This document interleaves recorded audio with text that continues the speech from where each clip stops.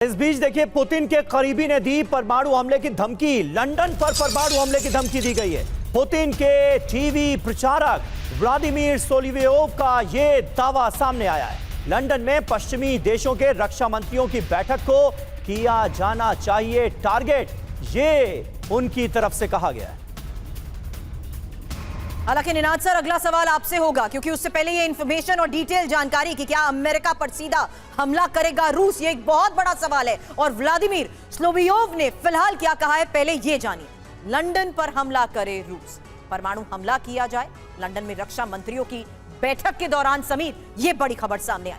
जी हां, यानी युद्ध को और भड़काने की कोशिश की जा रही है। पश्चिमी देशों के नेता जहां जुट रहे हैं, अमेरिकी रक्षा मंत्री भी आ रहे हैं, वहां पर हमले की बात कही जा रही है। बड़ी बात यह है कि रूसी आक्रामकता कोई भी हद पार कर सकती है। यह बयान तो सीधे सीधे यही संकेत दे रहा है। बिल्कुल निनाद जी, मैं तीन चीजें कहना चाहूंगा। पहली बात कि रूस का जो ये एक्शन है वो परख रहा है कि ये आर्टिकल 5 की कितनी महत्वता है। क्या आर्टिकल 5 अभी भी उतना ही मजबूत है जितना पहले था, क्योंकि ट्रंप नहीं चाहते वॉर हो। तो ये एक तरह से परख रहे हैं कि यूरोप की क्या औकात है, क्या article 5 one attack on one is attack on everybody सचमुच है या सिर्फ कहने की बात है। दूसरी बात, और ये बहुत अहम बात है, TV9 ने कुछ महीने पहले भी से ही बताना शुरू किया था अपने दर्शकों को कि 15 न्यूक्लियर वेपन्स बेलारूस में है रशिया के, ये ना भूलें।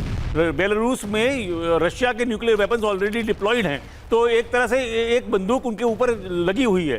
तीसरी बात, रशिया 32 देशों से नहीं लड़ सकता।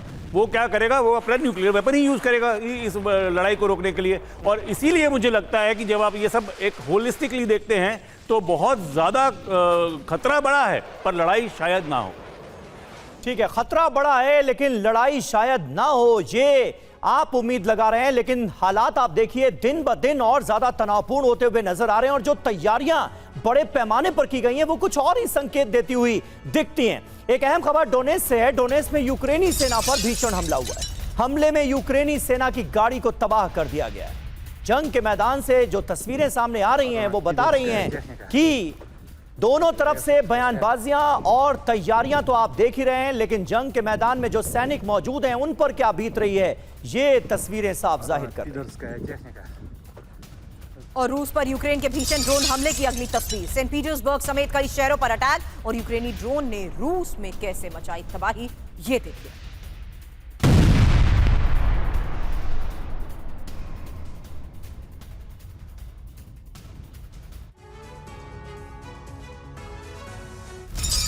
और अब ऐसी खबर जो ये जाहिर करती है कि पुतिन की आक्रामक नीति महायुद्ध की पटकथा लिख रही है। द न्यूज वीक के मुताबिक रूसी परमाणु पनडुब्बियां पिछले दिनों प्रशांत क्षेत्र में मौजूद थीं।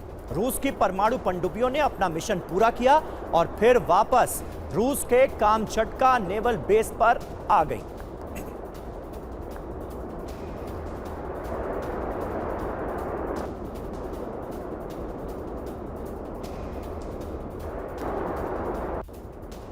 तो ये तस्वीरें भी आपको दिखा रहे हैं। ये पनडुब्बी रूसी नेवी के प्रशांत बेड़े में शामिल थी। आपको बता दें कि प्रशांत क्षेत्र में एशिया, अफ्रीका और ऑस्ट्रेलिया के हिस्से आते हैं, और ये इलाके अमेरिका और यूरोप के लिए रणनीतिक तौर पर बेहद अहम है।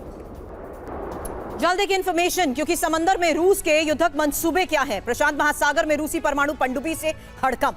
वहीं रूस की परमाणु पनडुब्बी ने लंबी दूरी तक गश्त भी लगाई, और रूसी नेवी ने अलेक्जेंडर 3 पनडुब्बी को काम पर लगाया। अलेक्जेंडर 3 पनडुब्बी परमाणु मिसाइलों से लैस है। अलेक्जेंडर 3 ने ही लंबी दूरी तय करके युद्धक तैयारियों की, और जहां से रूसी पनडुब्बी गुजरी वहां अमेरिका की भी तैनाती। हालांकि प्रशांत क्षेत्र को बेहद गंभीरता से अमेरिका लेता है। ऐसे में सवाल ये कि आखिर रूस का इरादा है क्या, क्योंकि समंदर से सेकंड स्ट्राइक क्षमता का परीक्षण, रूस का रणनीतिक दबदबा और शक्ति प्रदर्शन, साथ ही अमेरिका और उसके सहयोगियों को भी संदेश, चीन रूस साझेदारी की मजबूती का प्रदर्शन। एक और बड़ी इंफॉर्मेशन, क्योंकि रूस ने प्रशांत महासागर में अपने इस मिशन में अलेक्जेंडर 3 नाम की पनडुब्बी का जो इस्तेमाल किया है, यह पनडुब्बी कितनी घातक है, इसी के साथ सबसे बड़ी बात, कितनी घातक रूसी पनडुब्बी अलेक्जेंडर 3 और इसको लेकर आ रही बड़ी खबर क्या संकेत, क्योंकि परमाणु हथियारों से ये लैस है, पारंपरिक मिसाइल भी तैनात, और साथ ही 16 बुलावा ICBM से ये लैस। इसके अलावा ICBM की range 8000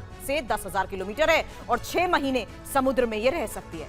advance sonar system, nuclear strike का अहम हिस्सा। ऐसे में समीर, युद्ध के बढ़ते इस हालात के बीच में, लगातार हो रही बयानबाजी और डिप्लॉयमेंट्स के बीच में, ये एक और समंदर में रूस की सबसे बड़ी तैयारी।